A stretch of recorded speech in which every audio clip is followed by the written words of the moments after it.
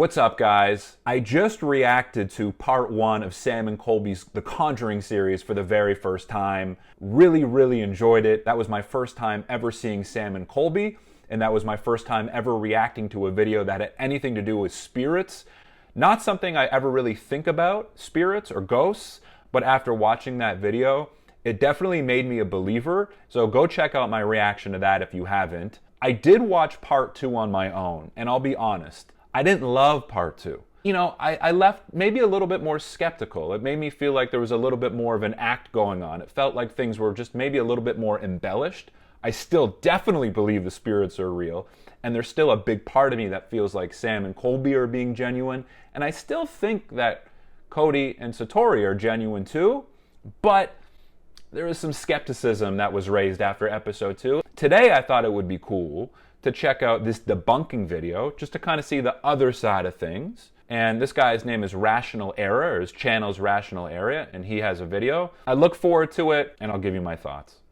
YouTubers Sam and Colby have recently put out a couple of videos in a series where they stay a week at the Conjuring house. This house is where the supposed events from the real story occurred, and from which the movie's narrative is based on. Well, there are 2 additional characters, Satori and Cody, a couple who claim to have supernatural abilities. I like this guy's sort of almost like emotionless approach. You're not really kind of influenced by his tone. You're kind of just focused in on the facts here, which I think is important for a debunking video, right? Some people can try to be overly persuasive, and here's a dude just kind of emotionless, quite stoic, just kind of giving you the facts straight. To allow them to talk to spirits when they join themselves together with their arms. When they link themselves together, knocking sounds are heard. So, I know. Okay, hold on a second. Like, when I first heard that, I was like 100% I believed it. I still do. It's crazy to me. You know, a lot of people are saying there's like a toe tap, which sounds insane to me. You'd need an awfully big toe, I feel like, to make a sound that loud.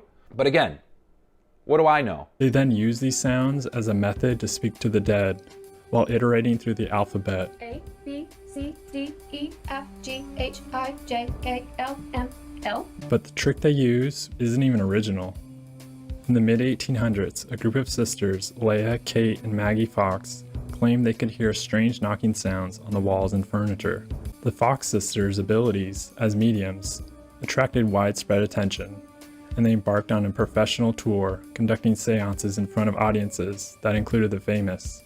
However, in 1888, Maggie Fox publicly denounced spiritualism, claiming that their knocking sounds were using simple tricks like manipulating their knuckles and joints in their feet. So, where does that lead us? Interesting. So they denounced it publicly. But that doesn't necessarily mean that the knocking sounds that we heard aren't actually spirits, right? I mean, I think he's putting together a good argument here, and I'm going to hear the rest, but I don't think that's necessarily definitive evidence. It sounds like they did have this method where they were faking these sounds, but that doesn't necessarily mean they're doing it. While I'm not able to reproduce the sounds myself, I did find a video on YouTube showing an example of how someone's ankle can be manipulated to make a sound.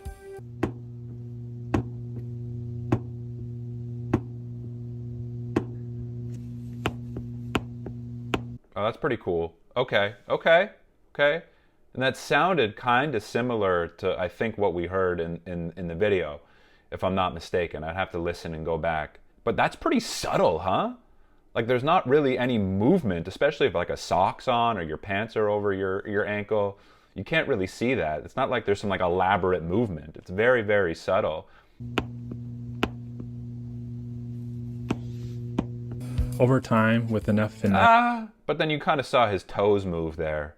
But then I bet what Rational Era is about to say is, over time, with enough finesse, you can do it without any movement whatsoever. Let's hear what he has to say. Over time, with enough finesse, I'm sure these performers can find a way to make the sound without anyone noticing. Yeah, but what really struck me in their videos was the fact that they were so precise with every letter while doing the alphabet method. And it was like A, B, C, and it was like right on. That takes an incredible amount of focus. Like, they don't seem to miss a beat. Let's continue here.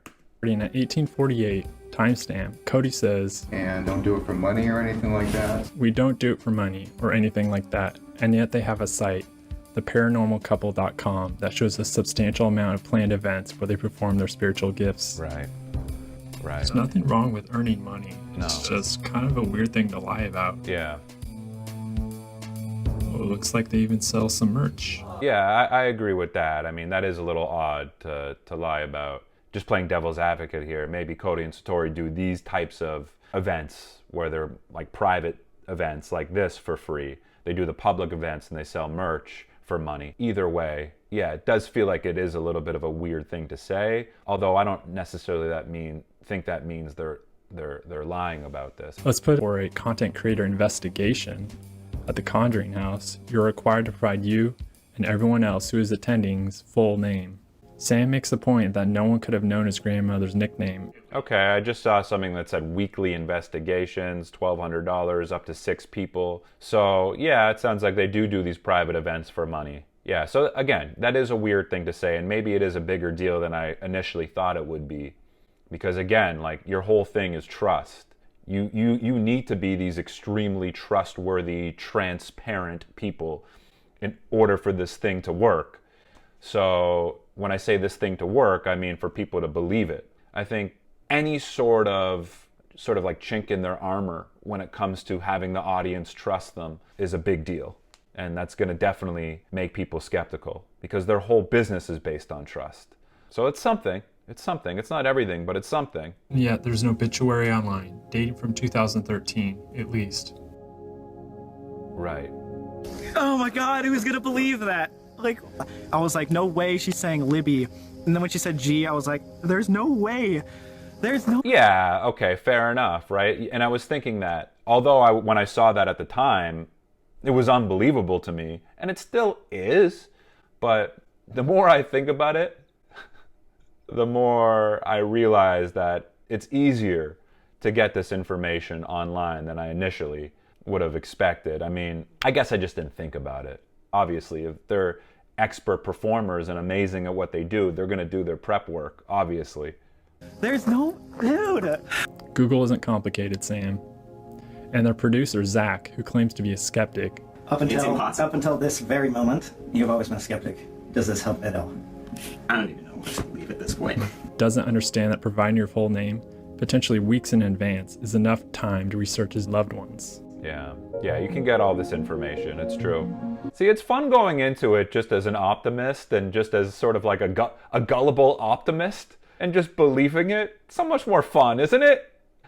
And someone was saying to me, it's like once you get that seed of doubt planted in your head, it's hard to get it out. You know, like I went in and I'm still going in wanting to believe these guys. I think like the majority of us want to believe this is true, right? Like, how cool would it be? And I still do think spirits are definitely true. I think maybe it sounds like more of the skepticism from myself and from other people come from whether they're communicating with them in this real way. Is this really, how they're communicating with spirits? I think that's more where the skepticism lies. But, this dude makes a good point. It's all very simple, but, he's just sort of pointing out the facts here. Like, hey, we submit our information weeks in advance. We can figure this stuff out online and come up with a really good script beforehand, right? Furthermore, there's a lot more suspicious behavior in the uncut video. The uncut video solely exists to potentially debunk any of the claims of supernatural. However, it's pretty clear that Sam and Colby didn't push hard enough. It's tough. Like I was going to say, maybe it's not in their best interest to push too hard, if I'm being real. Maybe it's not in their best interest to push too hard because they want to create the most entertaining content possible. Like, I think that's still their ultimate goal here. And although I still do believe that they believe that this is real, a little bit of ignorance is for the benefit of this video overall. And a little bit of ignorance, then we can kind of like naively believe this whole thing. Just throwing that out there. They've also like developed this relationship at this point with Cody and Satori. Like there's definitely a barrier at some point where they probably just didn't feel comfortable pushing them too far because of the trust and the rapport that they've already established. When they get to the studio location, they ask the spirit what they're comfortable with. To go over everything. What are you comfortable with? And the spirit replies, B, C. Oh, yeah. Can't show Too too. much. Okay, so what do we show? What? Well, what can't we? Can't show too Yeah, much. it's a bit sketchy, I guess. But I swear this is just the couple telling Sam and Colby not to push too much, not the spirit itself. Yeah, maybe. Maybe. Cody first briefly puts his hand over his mouth when asked if the ghost wants to play a game or spirit. Can you hear my voice? This can potentially be a sign of discomfort because he doesn't know what will happen next. 10 seconds later, at 32:40, when asked if they can take off shoes, Cody puts his hand over his mouth again. First thing, can they take off shoes? Is that okay?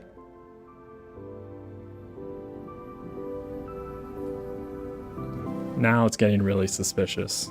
Then, at 36:09, timestamp, Sam places a device. Again, just playing devil's advocate here. Maybe this is just sort of like a way for him to kind of get focused in on communicating with the spirit. But definitely does raise some eyebrows. At 42:48, when asking the spirit more questions about the way the sound works, the message, "too close," is spelled out. And Colby even replies, "Are we getting too close to figuring it out?"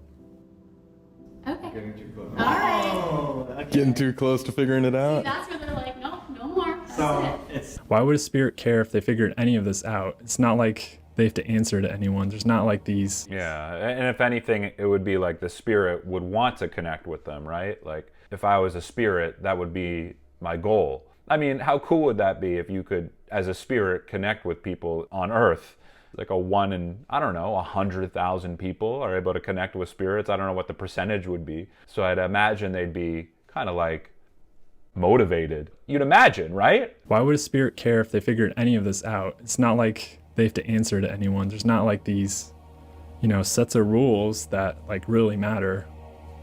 I mean, who's really Good point. setting the rules here? Ooh. And then at 45:20, Insert when asked picture. if they can play a card game to prove that spirits are real, Cody again puts his fingers to his mouth, potentially because he's anxious about this game. We're here to give messages as another reply when asked about the game. Yeah. Okay. So is that your way of saying no? Then, at 53 minutes, in response, a message is spelled out, meant for those who believe. All right. So I think that's your way of saying you're not comfortable. Like, you're supposed to have faith. Is it about faith? It's about faith. okay. Yeah, that is kind of weird. It's almost as in like, why would the spirit be getting upset about that? What they're saying is the spirit is saying that we're not here to deal with skeptics. So they're kind of using the spirits as a way to say, enough with the skepticism, which is smart. Man, I'm so back and forth on this. Like, after watching this video, we're not done yet. We're almost done. Like, that seed of doubt is planted in my head, and I'm extremely skeptical now. Like, I feel like you just saw a video with me not too long ago, and I was like full on 100% on board. I mean, it just makes me wonder, is it worth watching these videos, or should I just be going through life as this sort of like naive believer? It's just now I'm like just very highly skeptical of this whole method and the whole kind of communication with the spirits. So I'd be curious to hear what you guys think. Like, what's like a real sort of way of communicating with the spirit? Maybe it's not through letters. Maybe it's just more of like an energetic connection. Maybe it's one of those things that can't be really explained or really kind of like manifested in the physical. Which further just seems to me that their whole shtick is a performance. Right. So that's it for the video. What do you think? Are there any other tells that give it away? Couple's clearly good at what they do, but not good enough. Thank you for watching. If you enjoyed the Good on you, Rational Era. Good on you. Thank you for the video, and thank you for doing that research. I thought that was really well done. You brought up some really interesting points that, if people actually take seriously, that should definitely raise some questions and concerns. Maybe the body language, that was sort of like the weaker argument for me, but it was more like the messages that the spirits were communicating. I thought those were probably the best arguments. The ankle clicking, that's also a good point. I don't know if that's everything, but I think you put all these things kind of together and you have a pretty good argument. I'd love to hear your thoughts. Thanks for being here. Let me know what I should check out next. Peace.